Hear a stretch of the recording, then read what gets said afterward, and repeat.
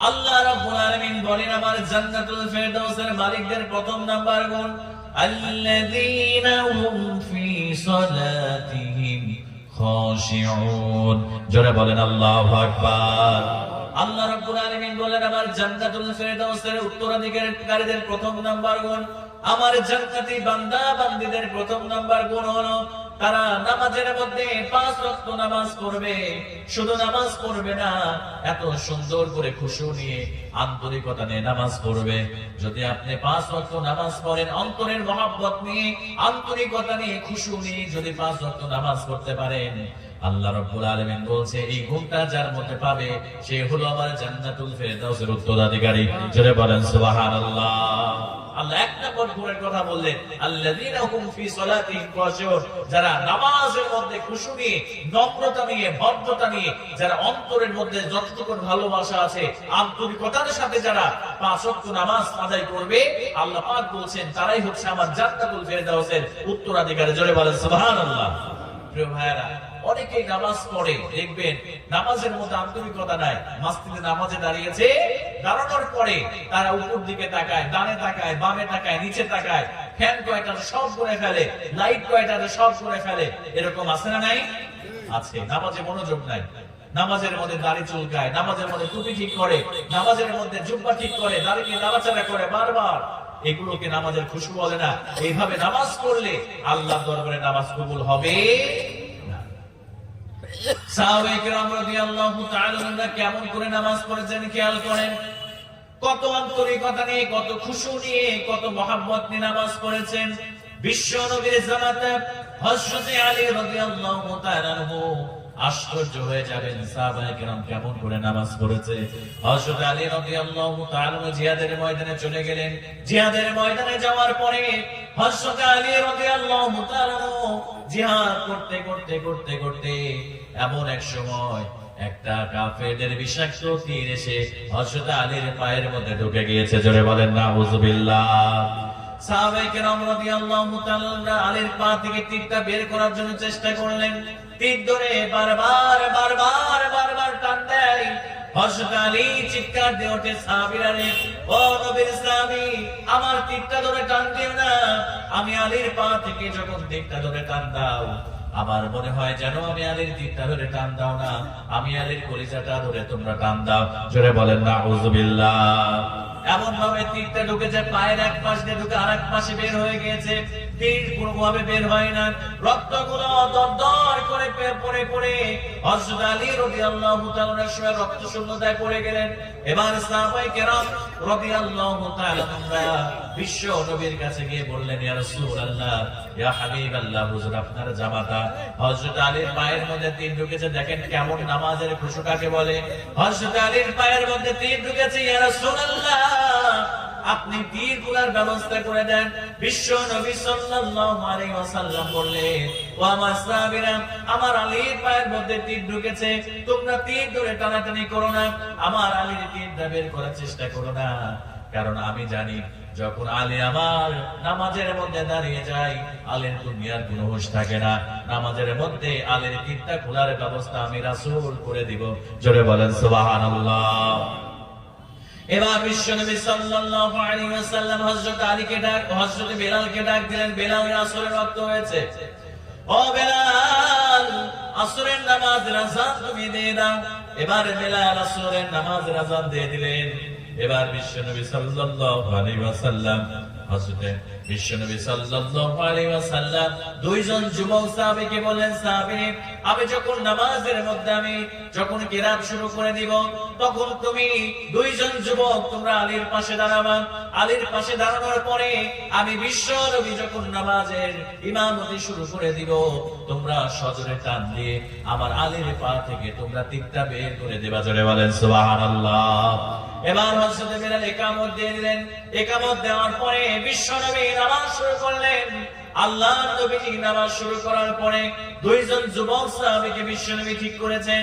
এবার ওই দুইজন যুবক সাহাবী সজোরে তীরটা ধরে এবার আলীর পা থেকে সজোরে তীরটা বের করে ফেলেছে। ও আমার মুসলমান ভাইরা, এবার নামাজ শেষ হয়ে গেল। নামাজ শেষ হয়ে যাওয়ার পরে হযরত আলী রাদিয়াল্লাহু তাআলা নামাজের মধ্যে তীর বের করাটা বুঝতে পারে নাই। হযরত আলী ঠিক পায় নাই। এবার আলী খেয়াল করে দেখলেন তার পায়ের কাছে রক্ত আর রক্ত। এবার হযরত আলী বিশ্বনবীকে জিজ্ঞেস করলেন, ইয়া রাসূলুল্লাহ, ওগো আল্লাহর নবী, যুদ্ধকে আবার শুরু হয়েছিল নাকি? আবার কি কোনো মুসলমানের রক্ত এখানে প্রবাহিত হয়েছে নাকি? এবার বিশ্বনবী সাল্লাল্লাহু আলাইহি ওয়াসাল্লাম হযরত আলীকে ডাক দিয়ে বলে, আলী রে, তোমার পায়ের দিকে খেয়াল করে দেখো তোমার পায়ে তীরটা আছে নাকি? এবার হযরত আলী রাদিয়াল্লাহু তাআলা পায়ের দিকে খেয়াল করলেন। পায়ের দিকে খেয়াল করে দেখলেন হযরত আলী রাদিয়াল্লাহু তাআলার পায়ের মধ্যে তীর নাই। বিশ্বনবীকে বলে, ইয়া রাসূলুল্লাহ, কখন আমার তীরটা বের করা হয়েছে?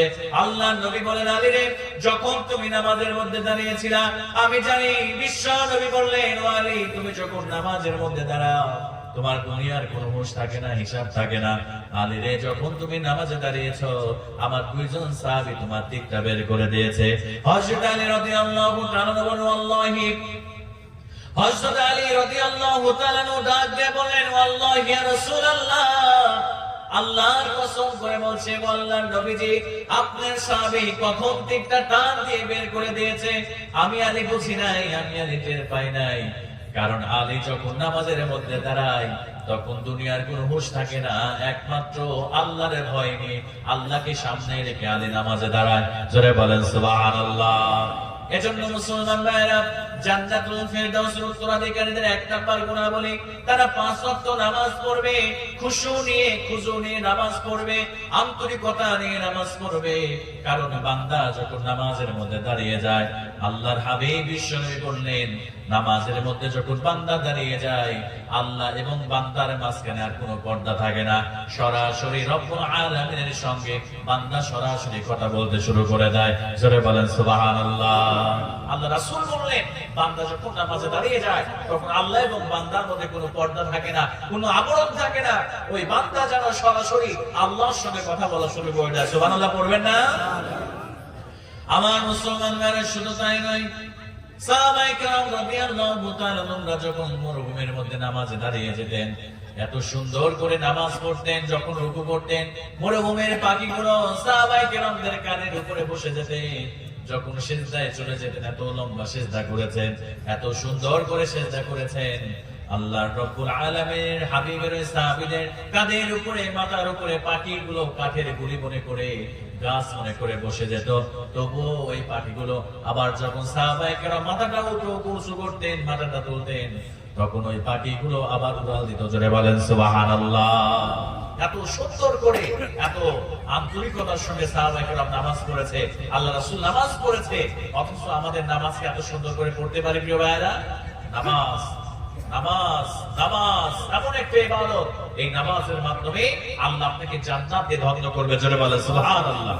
এখন অনেকেই বলেন, হুজুর এত আন্তরিকতা, এত খুশু, এটা তো দূরের কথা হুজুর, আমি তো নামাজই পড়ি না। আমি তো কি পড়ি না? নামাজই পড়ি না। এরকম মুসলমান আছে না নাই? নামাজ পড়তে চায় না। প্রিয় ভাইরা, নামাজ ছাড়া একজন মুসলমানকে মুসলমান বলে কখনোই সে দাবি করতে পারে না। কারণ আল্লাহ রাসূল সাল্লাল্লাহু আলাইহি ওয়াসাল্লাম বলেন, মান তারাকা সালাতা মুতাআম্মিদান ফাকাদ কাফারা, যে ব্যক্তি নামাজ পরিত্যাগ করলো সে যেন কাফির হয়ে গেল। জোরে বলেন নাউযু বিল্লাহ। আবার বিশ্বনবী সাল্লাল্লাহু আলাইহি ওয়াসাল্লাম বলেন, বাইনাল আবদি ওয়া বাইনাল কুফরি তারকুস সালাত। আল্লাহর নবী বিশ্বনবী বললেন, মুসলমানদের মধ্যে এবং কাফিরদের মধ্যে একমাত্র কেবলমাত্র পার্থক্য নির্ণয়কারী যে জিনিসটা রয়েছে তার নাম হলো নামাজ। সবাই বলেন, তার নাম কি?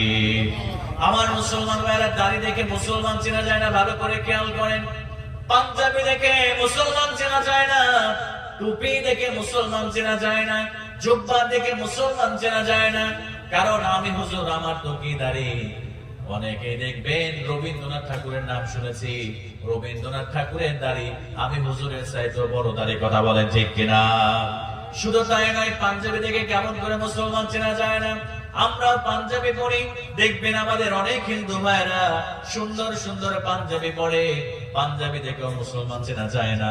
আবার খ্রিস্টানদের ফাদার যারা দেখবেন বড় বড় জুব্বা পরে, টাকনু পর্যন্ত পোশাক পরে, আবার মাথায় বড় ক্যাপ পরে, বড় টুপি পরে, তার মানে বুঝলাম জুব্বা টুপি দেখেও তো মুসলমান চেনা যায় না। মুসলমান কখন চেনা যায় একটু ভালো করে খেয়াল করেন। চায়ের দোকানে বসে চা খাবে ডঙ্কল বাজারে, তিনজন হিন্দু খ্রিস্টান আর মুসলমান চা খাবে, দাড়ি টুপি জুব্বা দেখে মুসলমান চেনা যাবে না। তিনজন বন্ধু মিলে চা খায়, একজন হিন্দু, একজন খ্রিস্টান, একজন মুসলমান। এবার যখন মসজিদে ডঙ্কল বাজার মসজিদে যখন আজান হয়ে যাবে, মুয়াজ্জিন যখন হাইয়া আলাস সালাহ বলবে, মুয়াজ্জিন যখন হাইয়া আলাল ফালাহ বলবে, এবার মুসলমান তো সেই হবে যাকে দেখে আমরা চিনবো মুসলমান যে হবে। চায়ের কাপটা রেখে সঙ্গে সঙ্গে মসজিদের দিকে এসে নামাজের জন্য মসজিদে ঢুকে যাবে। কথা বলেন ঠিক কিনা? এজন্য মুসলমান ভাইরা, জান্নাতি বান্দা যদি হতে চান আমার ভাইরা, জান্নাতি বান্দি যদি হতে চান, তাহলে নামাজ পড়তে হবে। নামাজ ছাড়া কোনো মুসলমান নিজেকে মুসলমান বলে পরিচয় দিতে পারে না। যদি নামাজ পড়তে পারেন, রব্বুল আলামিন আপনাকে জান্নাতুল ফেরদাউসের মালিক বানায় দিয়ে আল্লাহ রব্বুল আলামিন ধন্য করে দিবে। জোরে বলেন সুবহানাল্লাহ। আমার মুসলমান ভাইরা ভালো করে লক্ষ্য করেন, হযরত ওমর ফারুক রাদিয়াল্লাহু তাআলা নামাজ কত সুন্দর ছিল। আপনি আশ্চর্য হয়ে যাবেন, ইসলামের দ্বিতীয় খলিফা হযরত ওমর ফারুক রাদিয়াল্লাহু তাআলা, যার ব্যাপারে বিশ্বনবী সাল্লাল্লাহু আলাইহি ওয়াসাল্লাম বলেছেন, আমার পরে কোনো নবী নাই, আমার পরে কোনো রাসূল নাই। যদি আমার পরে কোনো নবী রাসূল হয়ে যেত, তাহলে আমার ওমর সাহাবী সে নবী অথবা রাসূল হয়ে যেত। জোরে বলেন সুবহানাল্লাহ। হযরত ওমরের নামাজ কত সুন্দর ছিল মুসলমান ভাইরা, খেয়াল করেন। হযরত ওমর ফারুক রাদিয়াল্লাহু তাআলা এমন যখন তিনি খলিফার দায়িত্ব পালন করছিলেন, এমন সময় আবু লুলু আল মাজুসি নামক একজন হিন্দু, একজন ইহুদি, তিনি আবু লুলু আল মাজুসি, তিনি এসে হযরত ওমরের কাছে কমপ্লেইন করলো, ও ওমর, আমার যিনি মনিব রয়েছে, আমার যিনি মালিক রয়েছে, আমি খঞ্জর বানাইতে পারি, ছোট্ট ছুরির নাম হলো খঞ্জর, এই খঞ্জর বানাতে পারি। তখন মদিনার মধ্যে, মক্কার মধ্যে ওইটা খুব দামি একটা জিনিস ছিল, ওইটা জিহাদের ময়দানে কাজে লাগতো, ওইটা যে কেউ বানাতে পারতো না। খঞ্জর মানে ছোট্ট ছুরি, মাঝখানে ধরতে হয়, দুই পাশেই ধার থাকে, একই টপির দুই পাশে ধার থাকে। এবার আবু লুলু আল মাজুসি এসে ওমরের কাছে বিচার দিল, ও ওমর, আমার একটা বিচার করে দেন, আমি খঞ্জর বানাতে পারি, যত টাকা ইনকাম করি আমার মালিক, আমার মনিব আমার টাকার সবটুকু প্রায় নিয়ে নেয়, আমাকে অল্প কিছু টাকা দেয়। ওমর রে, আপনার কাছে বিচার দিলাম, আমার মালিকের বিচার আপনি করে দিবেন। এবার হযরত ওমর ফারুক কিছু বললেন না। হযরত ওমর ফারুক বললেন, তোমার মালিক যেটা করে ঠিক করে, তুমি যেহেতু তার গোলাম, তোমার ইনকাম সে নিতেই পারে, তার অধিকার রয়েছে। এবার আবু লুলু আল মাজুসি হযরত ওমরের উপরে রেগে গেলেন, কেমন রাগ করলেন খেয়াল করেন। এবার বাড়িতে এসে তিনি একটা ধারালো খঞ্জর তৈরি করলেন, আর মনে মনে চিন্তা করলেন, ওমর, তুমি আমার পক্ষে রায় না দিয়ে আমার মনিবের পক্ষে রায় দিয়েছ, আমি যে খঞ্জরটা বানালাম সকাল বিকাল খঞ্জরে ধার দেয়। আর চিন্তা করে ওমর রে, যেদিন সুযোগ পাবো তোমাকে আমি খঞ্জর দিয়ে হত্যা করে ফেলবো। জোরে বলেন নাউযুবিল্লাহ। এবার আবু লুলু আল মাজুসি চান্সে রয়েছে কখন ওমরকে হত্যা করা যায়।